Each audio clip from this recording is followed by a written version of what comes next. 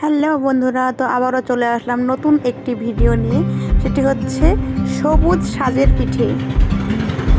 সাজের পিঠে তো তোমরা অনেকেই খেয়েছো, কিন্তু সবুজ রঙের সাজের পিঠে কি তোমরা খেয়েছো?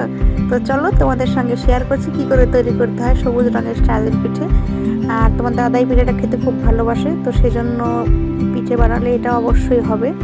এটা হচ্ছে ধনেপাতা আর কাঁচা লঙ্কা পেস্ট করে এই গোলাটার সঙ্গে মিক্স করে তারপরে এই সবুজ রঙের সাজের পিঠেগুলো তৈরি করা হয়, মানে ধনেপাতা বাটা আর কাঁচা লঙ্কা বাটা দিয়ে। তো এই পিঠেটা তোমার দাদাভাই অনেক ভালো খায়, তো সেই জন্য পিঠে বানালে এই শেষে গিয়ে এই সবুজ পিঠেটা একবার হবেই। দেখো পিঠেগুলো কত সুন্দর ফুলেছে আর দেখতেও কতটা আকর্ষণীয় লাগছে, একদম পুরো সবুজ হয়ে গেছে। আর এটা কিন্তু আমার শাশুড়ি মা বানিয়েছে।